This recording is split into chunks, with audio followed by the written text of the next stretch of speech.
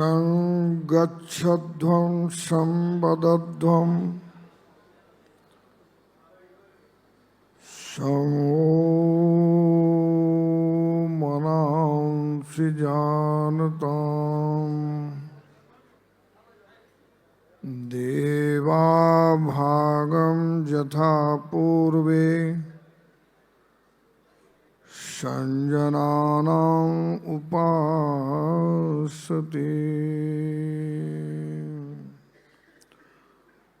ॐ समानो मंत्रः समिति समानी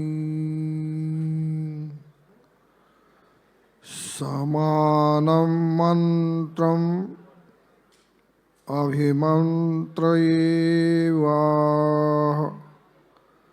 समानेन हविषजुहोमि ॐ सहनौ यशः सहनौ ब्रह्मवर्चसं ॐ वयं सर्वे सुवीर्यस्य पतयस्याम शान्ति शांति शांति।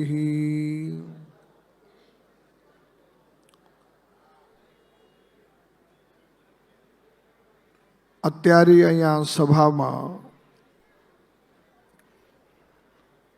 જે વિભૂતિઓનું નામ સ્મરણ થયું એમનું કર્તૃત્વ વક્તૃત્વ નેતૃત્વ આપે સાંભળ્યો એના પ્રતિ અહોભાવ છે.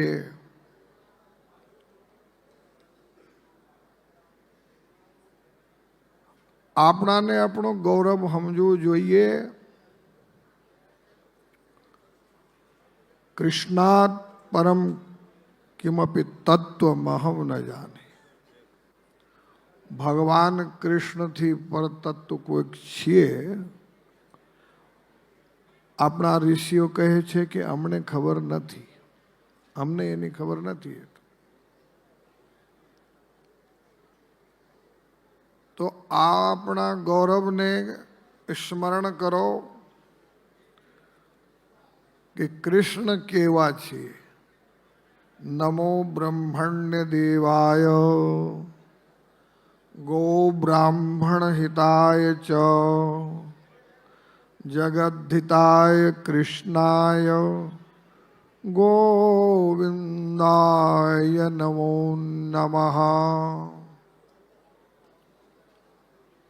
ચેતન શંભુ મહારાજ પ્રવચન આપ્યો.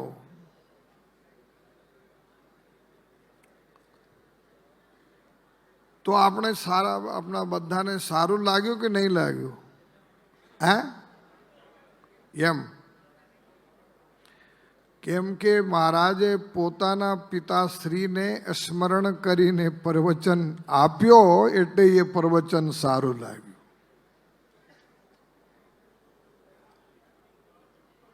પિતાનું સ્મરણ, પરંપરાનું સ્મરણ. એટલે બ્રાહ્મણ જે અસ્તિત્વમાં છીએ, પ્રથમ બ્રાહ્મણને પોતાનું મહત્વ સમજવું જોઈએ કે અમે બ્રાહ્મણ છીએ. રાવણની સભામાં અંગદે પગ મૂક્યો. એ પગને રાવણ પણ ઉચકાવી નથી શક્યો, ઉપાડી નથી શક્યું. કેમ કે રાવણે એને પૂછ્યો હતો કે તમે કોણ છે ભાઈ? કહ દસ કંઠ કવન તે વંદર. કહ દસ કંઠ કવન તે બંદર मैं रघुबीर दूत दश कंधर जय सिया राम जय जय सिया राम. હવે રાવણે પૂછ્યો કે બંદર તું કોણ છે? એ જવાબ આપે છે, અરે 10 ખોપડીના રાવણ, રામના વિરોધી રાવણ, હું રામનો સેવક છું, રામનો છું. એટલે બ્રાહ્મણને સ્વાભિમાનથી કહેવું જોઈએ કે હું પરશુરામજીનું બ્રાહ્મણ છું. કોનો બ્રાહ્મણ છે? પરશુરામ. અને પરશુરામજી તો સામે બેસ્યા છે.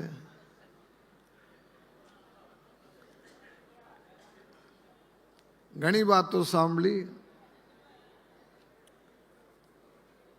સંસ્કારની ખૂબ જ જરૂરિયાત છે.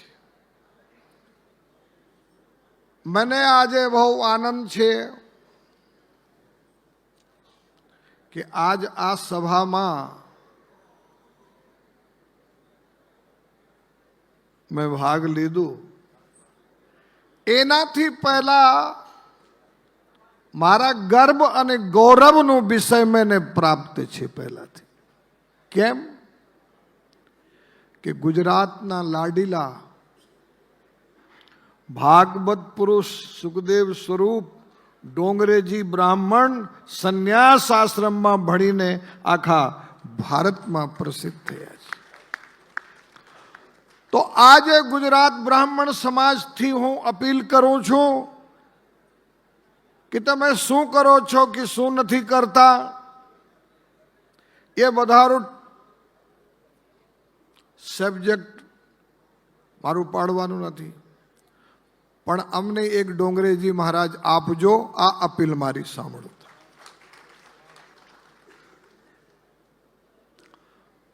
મને આજ ખૂબ જ આનંદ છે.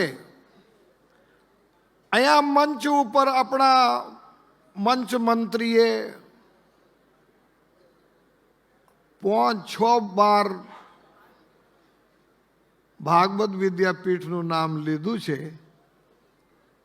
અને આજે તો મારો નરેન્દ્ર મોદીજી કહે છે, મારો પ્રધાનમંત્રી, કે મારી છાતી 56 ઇંચની છે. કેટલાની છે? અને મારી તો આજે 84 ઇંચની થઈ ગઈ છે આ સભામાં આવીને. કે ભાગવત વિદ્યાપીઠ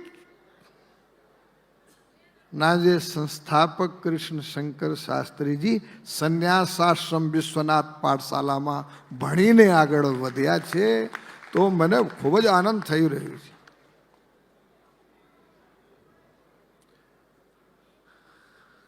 કાકે શાસ્ત્રી, નરહરિ શાસ્ત્રી, નાથુરામ શાસ્ત્રી,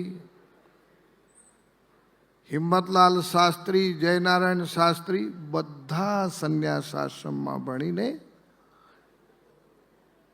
પ્રચાર પ્રસારમાં રહ્યા છે. તો બ્રાહ્મણોનું મુખ્ય કામ શું છે એ પણ થોડું ધ્યાન રાખવું જોઈએ. 2-4 વાતોનું વર્ણન કરીશ અહીંયા. અધ્યાપનમ અધ્યયનમ યજનમ યાજનમ તથા દાનમ પ્રતિગ્રહમ ચૈવ બ્રાહ્મણાનામ અકલ્પયન. અધ્યાપન, અધ્યાપન અધ્યાપન કરવું જોઈએ. અમારે બ્રાહ્મણોની પરંપરામાં અધ્યાપન છે. અધ્યયન કરવાનો અને અધ્યાપન કરવાનું, આ મારી બ્રાહ્મણોની પરંપરા છે. પણ આજે બ્રાહ્મણ અધ્યયનમાં પાછળ પડી ગયા છે, આગળ નથી આવતા. યજનમ યાજનમ તથા, યજ્ઞ કરવાનું અને યજ્ઞ કરવું. એક વાત બીજી છે, બ્રાહ્મણ માટે શાસ્ત્ર વિધિ છે. યહ શાસ્ત્ર વિધિ મુત્સર્જ્યા વર્તતે કર્મકારત ન સ સિદ્ધિમ આપનોતિ ન સુખમ ન પરામ ગતિ. આજે અહીંયા આ સભામાં અમને એક દક્ષિણા આપજો. મને દક્ષિણાની જરૂરિયાત છે. કે જે બ્રાહ્મણના શિર ઉપર ચોટલી નથી એ પ્રતિજ્ઞા કરે કે અમે બહાર ગયા પછી ચોટલી રાખીશ. બોલો બોલો. ચોટલી. ઘણા બ્રાહ્મણ એવા મળે છે કે મહારાજ ચોટલી નથી પણ યજ્ઞપતિ પવિત્ર મારું છે. અરે આ તો એવું છે જેવું કોઈ વિધુર માણસ હોય અને વિધવા બાઈ હોય. સિક્કા હોય ના હોય તો વિદુર માણસ યજ્ઞોપવિત.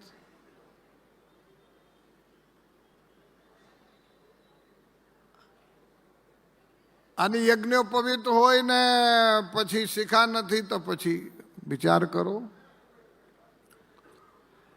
આ જે શિખા છે ગાયત્રીનું આસન છે. જ્યારે અમે સંધ્યા વંદનમાં બેસીએ છીએ અત્યારે અહીંયાથી ડિમાન્ડ થઈ યો ન તિષ્ઠતિ પૂર્વાયામ પશ્ચિમાયામ નોપતિષ્ઠતિ શુદ્ર વત્સ બહિષ્કાર્ય સર્વ કર્મ વિવર્જિત. બોલો બ્રાહ્મણો, સવારે જે છે કઈ દિશા બાજુ મોડો કરીને ગાયત્રી જપવું જોઈએ? બોલો. પૂર્વ. બે જ પૂર્વ આવાજ આવી છે, બાકી તો લાગે પશ્ચિમની આવાજ છે. સવારે પૂર્વ બાજુ, મધ્યાહનમાં ઉપરનું ચિંતન કરીને સાંજે પશ્ચિમ બાજુ. એક બ્રાહ્મણને મેં પૂછ્યો કે સવારે તમે ગાયત્રીનો મંત્ર જપો તો કઈ દેવીનું ધ્યાન કરવું જોઈએ, મધ્યાહનમાં જપો તો કઈ દેવીનું ધ્યાન કરવું જોઈએ, સાયંકાલ તમે સંધ્યા કરો તો કઈ દેવીનું ધ્યાન કરવું જોઈએ? હાજી.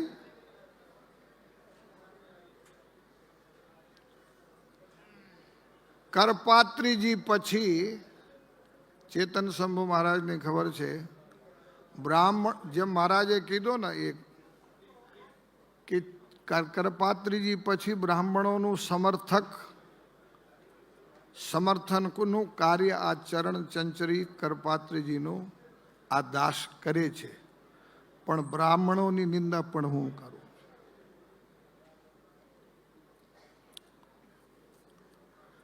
બ્રાહ્મણ જે છે ખબર ના હોય કે સવારે કઈ દેવી યાદ કરવાની, મધ્યાહનમાં કઈ દેવી યાદ કરવાની, રાત્રિ સંધ્યાકાળમાં કઈ દેવીને યાદ કરવાનો.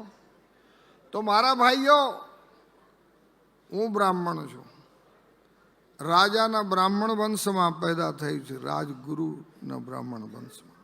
જ્યોતિષ પીઠનું બ્રાહ્મણ ધર્માધિકાર મારા વંશને પ્રાપ્ત છે. અમે બ્રાહ્મણોના સમર્થક છીએ. પ્રાતઃકાલ જ્યારે ગાયત્રીનું અનુષ્ઠાન કરવું હોય, મંત્ર જપ કરવું હોય ત્યારે સરસ્વતી માને યાદ કરો.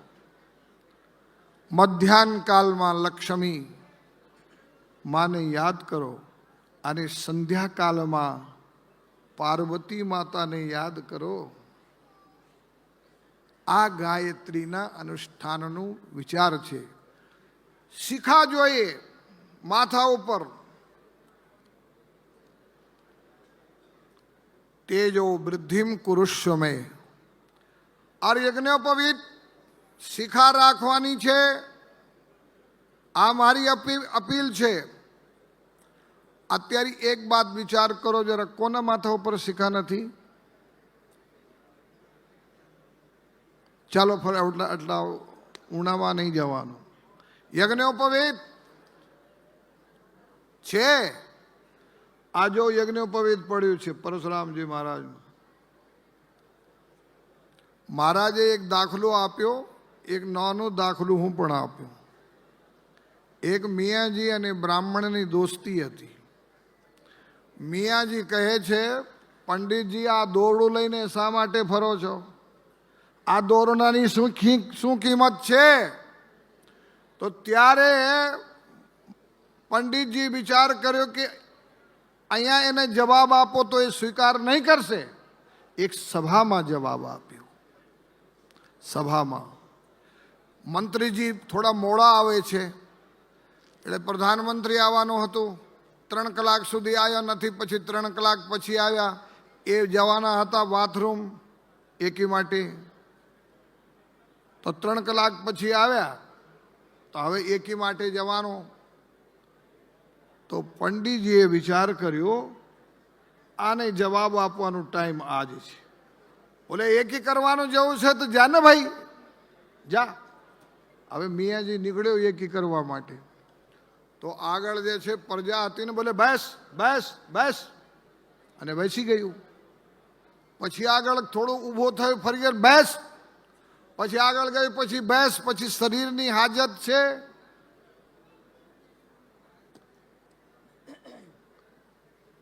પલડી ગયા. હવે પંડિતજીએ વિચાર કર્યો, આ જવાબ આપવાનો ટાઈમ છે, એટલે એકલી પવિત્ર લીધો અને 3 આંટા માર્યા. 1 2 3. આ 3 કરતા જે આગળ રસ્તો ફ્રી.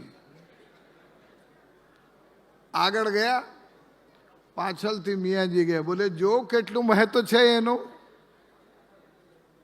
બધાએ અમને રસ્તો આપ્યો છે. તો સજ્જનો, બ્રાહ્મણ સંસ્કારી હોય તો આ ભૂદેવ છે, એમાં અગ્નિનું વાસ છે. એક સતીમાં અગ્નિનું વાસ છે, એક બ્રાહ્મણમાં અગ્નિનું વાસ છે, એક ગુરુમાં અગ્નિનું વાસ છે. સતીની અગ્નિ કેવી છે? સીતાજીનું ચરિત્ર આ વિષયમાં બહુ ઊંચું છે. પાવક પ્રગટ દેખી બે દેહી, હરસ હિયા નહીં કछु ભય તેહી, તો પાવક સબકે ગતિ જાના, મોકો હો શ્રીખંડ સમાન. અરે બ્રાહ્મણ ભગવાનના મોડામાંથી પેદા થયેલું છે. ભગવાનનું મોડું અગ્નિ સ્વરૂપ છે. એ બ્રાહ્મણમાં અગ્નિ હોય છે, તપ અગ્નિ, ગમે કોઈકને ભસ્મ કરી શકે. પરશુરામજી 21 બાર ક્ષત્રિયોને ભસ્મ કર્યા હતા. એકલા પરશુરામ, અગ્નિ જે હતી ને. અને અગ્નિનું નિવાસ સતીમાં છે, બ્રાહ્મણમાં છે, ગુરુમાં છે. અગ્નેનય સુપથરાયસ્માન વિશ્વાનિ દેવ વયુનાની વિદ્વાન. સજ્જનો, આ દેશમાં ભગવાન શ્રી કૃષ્ણ ગૌનું હિત જોઈએ છે, બ્રાહ્મણનું હિત જોઈએ છે, જગતનું હિત જોઈએ છે. અત્યારે અહીંયા ગાયની ચર્ચા થઈ રહી છે. 33 કરોડ દેવતાએ અમારા મંત્રીજીએ કીધું એમના શરીરમાં છે. આપ બ્રહ્માનું મંદિર છે પુષ્કરરાજમાં, ત્યાં તમે જઈ શકતા હોય તો સારી વાત છે. નહીં જઈ શકતા હોય તો તમારા ઓંગણા જે ગાય ઊભી છે, જેને તમે પાળો છો, પોષો છો, એના શિંગડાના મૂળના દર્શન કરવાથી બ્રહ્મા મંદિરનું પુણ્ય પ્રાપ્ત થાય છે. સજ્જનો, એના શિંગડાના મધ્ય ભાગના દર્શન કરવાથી 4 પુરીઓનું પુણ્ય પ્રાપ્ત થાય છે. અને ગાયના શિંગડાના અગ્રભાગના દર્શન કરવાથી 12 જ્યોતિર્મય લિંગોનું દર્શન આપણાને પ્રાપ્ત થાય. એવી મહત્વની ગાય છે.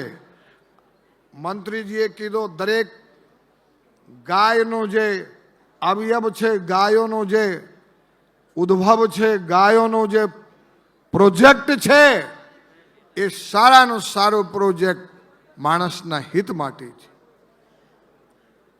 બ્રાહ્મણને શસ્ત્ર ને શાસ્ત્ર બંને રાખવા જોઈએ. મનુ મહારાજ કીધું છે, અગ્નિદા ગર્દશ્ચૈવ શસ્ત્ર પાણી ધનાપહા, ક્ષેત્ર દ્વારા હરશ્ચૈવ સડેતે આતતાયીના. આજે ભારતમાં આતતાઈઓનો ત્રાસ છે.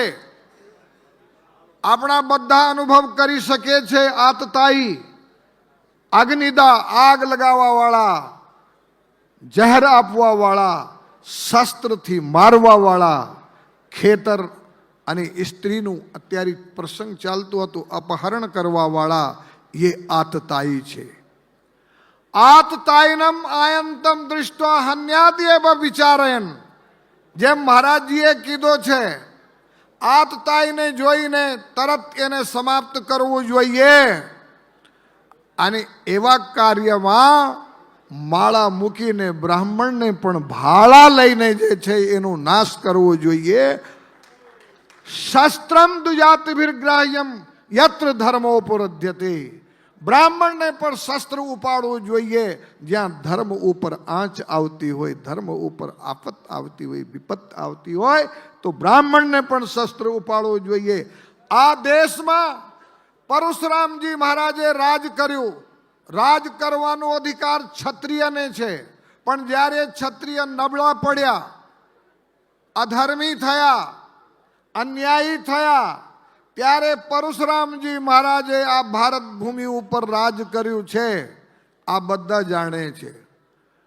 પછી આ દેશમાં જ્યારે બ્રાહ્મણ પણ પરશુરામજીનો સમય ગયો ત્યાં પછી બાણિયા જે હતા આપણા અગ્રસેન અહીંયા રાજ કર્યું છે. પછી અગ્રસેન પછી આ દેશમાં ચિત્રસેન હરિજને શૂદ્રે રાજ કર્યું છે. જરૂરિયાત છે તો તમે ભારત ભૂમિમાં છો એટલે રાજ કર્યું છે. અને જ્યારે જરૂરિયાત પડી ત્યારે શંકરાચાર્યજી મહારાજે 10 નામી અખાડાઓથી આ ભારતમાં ધર્મની રક્ષા કરી છે. શંકરાચાર્યજી જે આજ કુંભના મેળામાં તમે નાગાઓના દર્શન કરો છો, આ શંકરાચાર્યજીની આર્મી છે, મિલિટરી છે, ફૌજ છે શંકરાચાર્ય. તો સજ્જનો, સનાતન ધર્મ સનાતન છે. એક નાની વાત કહીને હું મારું વક્તવ્ય સમાપ્ત કરું છું. સનાતન ધર્મમાં એક અપીલ છે મારી. થોડા સંપ્રદાય શબ્દ જે છે, આ સંપ્રદાય શબ્દનું દરેક જગ્યા દુરુપયોગ થઈ રહ્યું છે. શું છે સંપ્રદાય? એના પરથી વિચાર કરવો જોઈએ. સંપ્રદાય પાંચ સંપ્રદાય છે. 5 એ 5 સંપ્રદાય સનાતન ધર્મના 5 સ્તંભ છે. 5 સ્તંભ છે સનાતન ધર્મના. અને એના લીધે જે સનાતન ધર્મ સતત ચાલ્યા કરે છે. આકાશસ્ય પતિર્વિષ્ણુ અગ્નિશ્ચૈવ મહેશ્વરી વાયો સૂર્ય છિતિરીસો જીવનસ્ય ગણાદીપ. સંપ્રદાય શબ્દનો સાંસ્કૃતિક અર્થ છે સમ્યક પ્રકારેણ પરસ્પરમ દદાતિ સ્વાંશમ સૃષ્ટ્યાર્થમ પ્રપંચાર્થમ વૃત્યાર્થમ સંસારાર્થમ ઇતિ સંપ્રદાય. આકાશ તત્વ, આકાશનું દેવતા વિષ્ણુ છે. આકાશ તત્વએ 2 ભાગ કર્યા પોતાના. એક ભાગ રવા દીધું, એક ભાગના 4 ભાગ કર્યા. વાયુને 1 ભાગ આપ્યો, અગ્નિને 1 ભાગ આપ્યો, જળને 1 ભાગ આપ્યો, પૃથ્વીને 1 ભાગ આપ્યો. એવી રીતે એ વૈષ્ણવ, આકાશ વૈષ્ણવનું વિષ્ણુ ભગવાનનું અંશ છે, એનો દાસ છે. અગ્નિ છે, અગ્નિએ પણ એવું કર્યું. દેવી રાજરાજેશ્વરી પરંબા એમની દેવી છે. વાયુનું સૂર્ય છે, સૂર્ય ભગવાને એવી રીતે પોતાના અંશ કર્યા. પૃથ્વી અંશ કર્યું, જલ અંશ કર્યું. એકબીજાને સમ્યક પ્રકારેણ દદાતિ स्वंशम पृथ्व्यार्थम सृष्ट्यार्थम परस्परम इति संप्रदाय. इसलिए हमारे सनातन धर्म में 5 संप्रदाय है. वैष्णव संप्रदाय, शैव संप्रदाय, शाक्त संप्रदाय, सौर संप्रदाय, गणपति संप्रदाय. इन संप्रदायों को आपस में मिलकर के रहना चाहिए. बाकी जितने भी हैं, जिनकी बात हमारे चेतन शंभू जी महाराज ने की, बाकी जितने भी हैं ये सब विचारधारा है, मजहब है, पंथ है. ये कोई संप्रदाय नहीं है. संप्रदाय तो विशेष रूप से है और सनातन है. इसलिए आप जानते हैं कि आज भी हमारे देश में वैष्णव है, यही सनातन धर्म की महिमा है. आज भी हमारे यहाँ सन्यासी है, यही सनातन धर्म की महिमा है. आज भी हमारे यहाँ शाक्त हैं, यही सनातन धर्म की महिमा है. आज भी हमारे यहाँ गणपति के उपासक हैं, यही सनातन धर्म की महिमा है.